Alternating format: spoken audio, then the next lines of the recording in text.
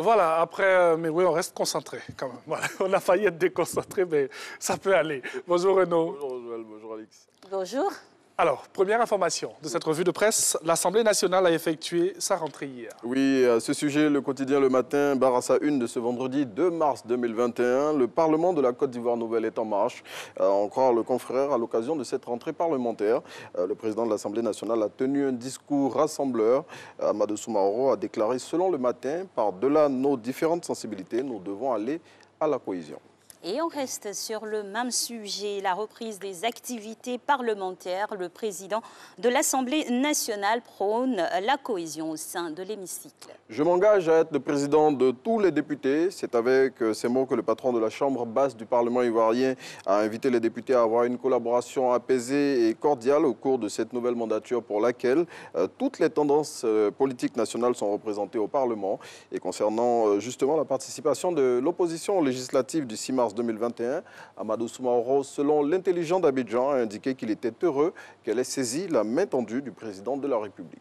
Un autre sujet qui nous amène au nord de la Côte d'Ivoire, le ministre de la Défense était hier à Kafolo. Oui, le ministre Téné Birahima est allé remonter le moral des troupes en poste à Kafolo ce mercredi, après l'attaque que celles-ci ont subie dans la nuit du 28 au 29 mars 2021, en compagnie du général de corps d'armée Lassina Doumbia, chef d'état-major des armées, ainsi que du général de corps d'armée Alexandre Apalo Touré, commandant supérieur de la gendarmerie nationale. Le ministre de la Défense, selon l'expression, a fait le point de la situation sécuritaire dans cette zone qui avait déjà été l'objet d'une attaque au mois de juin 2020, attaque au cours de laquelle 14 personnes avaient péri au sein des forces armées nationales de Côte d'Ivoire. Et cet autre titre, après avoir été acquitté par la CPI, l'ex-président Laurent Gbagbo n'est pas au bout de ses peines. Oui, c'est ce qu'indique le Patriote. Selon le confrère, s'ils ont pu se tirer des griffes de la justice internationale après la fermeture de leur procès devant la Cour pénale internationale, l'ex-chef d'État ivoirien Charles Blé Goudé ne sont pas pour autant tirés d'affaire en Côte d'Ivoire et leur retour au pays ne se fera pas aussi facilement. À en croire le confrère, au regard des condamnations de 20 ans de prison que les deux ex-pensionnaires de la prison de la Haye ont écopé chacun en Côte d'Ivoire et aussi la levée de bouclier que leur acquittement définitif a provoqué au sein du collectif des victimes de Côte d'Ivoire, rien n'est encore acquis pour Gbagbo et Blé Goudé. Et justement, à ce sujet, l'expression indique que Charles Blé Goudé demande pardon au président Alassane Ouattara. Oui, c'est dans un entretien accordé à France 24, juste après son acquittement définitif, que Charles Blé Goudé a demandé pardon à toute la Côte d'Ivoire et particulièrement aux autorités ivoiriennes pour tout ce qui a pu se passer pendant la crise post-électorale de 2010-2011. Charles Blé Goudé a également lancé un appel aux autorités ivoiriennes espérant de leur part l'amnistie qui lui permettrait de revenir en Côte d'Ivoire avec Laurent Gbagbo. Plus de précision dans l'expression. Et une des communes du district d'Abidjan a vu son marché parti en fumée. Il s'agit du marché de Port-Boué-Jardin dans la commune aéroportuaire, communément appelée le Black de Port-Boué. Ce marché a été ravagé par le feu dans la nuit de mercredi à jeudi. L'incendie qui s'est déclenché autour de 1 h du matin, selon les témoins, a tout emporté sur son passage, calcinant tous les commerces qui se trouvaient en ce lieu. Et selon l'Inter qui s'est rendu sur les lieux, c'est plus de 200 magasins qui ont été emportés par les flammes.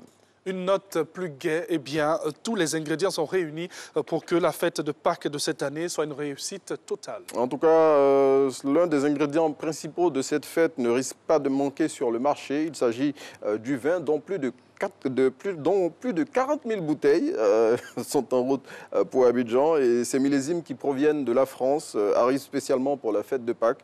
Et à en croire Benjamin Thieux, spécialiste des techniques de fabrication et de conservation des vins qui est cité par Soir Info, toutes les dispositions étaient prises pour que la Côte d'Ivoire, qui, il faut le dire, est le premier marché africain de vin de Bordeaux en Afrique, soit pleinement ravitaillée en cette période de fête. Il faut aller mollo-mollo avec le coude, sinon vous risquez de terminer dans Guiche. Oui, on referme la semaine de la revue de presse avec Biche et actualité oblige, le confrère est aux couleurs de la Pâque, fête qui en Côte d'Ivoire revêt un sens particulier pour la communauté baoulée qu'il a baptisée Pakinou. Et à cette occasion, l'hebdomadaire satirique leur consacre son édition de cette semaine et en fait à sa une à travers la belle illustration que nous avons là. On a l'image là à l'écran. Biche fait le tour en image de ce qui se passe à l'occasion de cette célébration pascale en pays baoulé. Et il conclut aux couleurs de la Paquinois avec une belle boutade qui est ainsi libellée, je cite, une servante qui reste à son poste à Paquinou, eh bien, elle n'est pas baoulée. C'est Gouiche qui le dit, hein, ce n'est pas moi. Elle ne bouge pas, ces intérêts sont là, tout simplement. Bon, ça maintenant, ça reste à vérifier. Donc, il faut vérifier, effectivement. Ouais. Et on souhaite que d'autres soient restés. la libérer. Bon, en tout cas, on ne souhaite pas que toutes les servantes partent. Oui, on souhaite que d'autres restent quand même. Non, sinon, ça ne va pas être facile. Pour s'occuper de la maison. On va faire la fête ensemble. Et puis, avec l'image qu'on si vient de voir, comme on le dit à Abidjan, ils sont collés. Hein. Ils n'ont qu'à respecter les mesures barrières. Il faut respecter les mesures barrières en cette période et surtout, il faut porter le masque. Parce que même si c'est difficile, parce que dans les cars, les gens ils sont assis côte à côte, donc il faut porter le masque. Justement, c'est là-bas qu'il faut vraiment porter le masque et arriver au village. Il y a vraiment de l'espace pour pouvoir respecter la distanciation. Oui. Tout en Il faut vraiment faire attention. En tout cas, on en parlera. Vous m'avez fait ça tout à l'heure avec la chanson de Frédéric Ewi. Mais oui, ça aurait dû passer après la revue de presse. J'aurais esquissé quelques pas de danse avec le mouchoir. Ne vous inquiétez pas, bien grave. On va la diffuser au bureau. Pendant la réunion de production. Bon, là-bas, il y aura plus d'espace. Ça va se faire dans la confidentialité totale. Oui, merci beaucoup. Ce qui se passe à Matin Bonheur n'est pas si confidentiel. Suivez mon regard en fin de saison. Bon. Merci à Renaud. Voilà. Allez, nous allons poursuivre cette émission et vous proposer